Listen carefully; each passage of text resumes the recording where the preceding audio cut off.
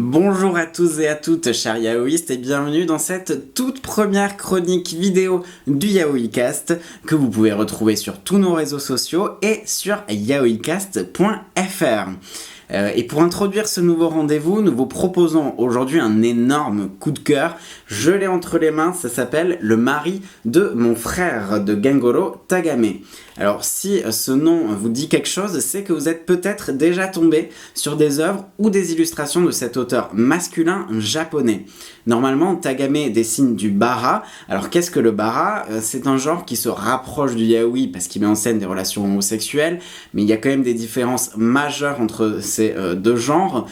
C'est que dans le bara, en fait, ce sont généralement des auteurs, des hommes, ce sont des hommes qui écrivent ces œuvres-là, alors que c'est plutôt des femmes dans le yaoi. Autre grosse différence, c'est que les personnages bara ont généralement une masculinité surdéveloppée. Ils sont très grands, ils sont très musclés et généralement très poilus aussi.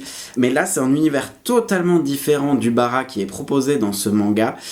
Ici, on n'a pas du tout de sexe, on n'a même pas de représentation de l'homosexualité, c'est-à-dire qu'on n'a pas de couple, on n'a pas de bisous ni quoi que ce soit. Comme son titre l'indique, l'histoire se concentre en fait sur le mari du frère jumeau de Yaichi. Ce dernier, qui s'appelait Ryoji, est malheureusement brutalement décédé. Du coup, Mike, l'époux canadien de Ryoji, décide de se rendre chez son beau-frère afin de partir sur les traces de son défunt husband. Sauf que Yaichi est un petit peu mal à l'aise face à ce colosse homosexuel et en plus étranger. Heureusement, Kana, la fille de Yaichi, va, avec toute sa naïveté d'enfant, poser les bonnes questions à Mike pour tenter de casser progressivement les différents préjugés et malentendus liés à l'orientation sexuelle du couple mixte. Et c'est là la force, le tour de force de Tagame. Loin d'être moralisateur ou accusateur, son manga aborde en toute simplicité et via les mots simples d'un enfant, des questions ou des a priori qui peuvent parcourir l'esprit de n'importe quelle personne finalement n'ayant jamais cherché à comprendre ou discuter de l'homosexualité. Cette pédagogie se retrouve d'ailleurs dans les petites leçons de culture gay dispensées par Mike lui-même, qui ont des thèmes assez variés. Dans ce premier tome, on a par exemple l'histoire avec un grand H du mariage homosexuel dans le monde. Donc on a un petit topo sur les différentes dates auxquelles ce mariage-là a été autorisé dans différents pays. On a aussi de manière encore plus grave le sort des homosexuels lors de la Seconde Guerre mondiale. Voilà, c'est vraiment très intéressant. Mais s'il se contentait de parler uniquement du thème de l'homosexualité, la série deviendrait vite scolaire. Et ici, ce n'est heureusement pas le cas. Au-delà du thème de l'homosexualité, on retrouve aussi les différences culturelles entre les deux pays, le Canada et le Japon, qui n'ont pas du tout évidemment les mêmes coutumes.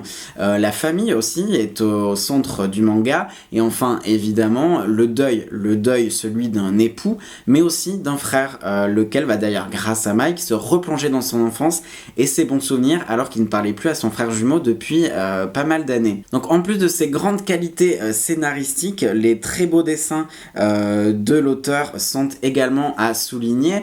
Le trait réaliste de Tagame accompagne parfaitement cette tranche de vie crédible et sur quelques plans, l'auteur s'est même permis de nous montrer les protagonistes masculins sous leur douche ou en boxeur, ce qui est loin de nous déplaire, on va pas le cacher. Bref, cette série en cours qui compte déjà 3 volumes au Japon mérite largement son énorme succès. Il y a déjà eu 7 réimpressions depuis sa sortie en 2015 au Japon et on espère vivement qu'il rencontre le même écho en France, vraiment. Ainsi, certaines personnes pourraient peut-être mieux se renseigner avant d'aller dans les rues avec des drapeaux rose ou bleu. Résultat des courses, j'attribue un excellent 19 sur 20 au tome 1 du mari de mon frère, disponible depuis septembre aux excellentes éditions Akata.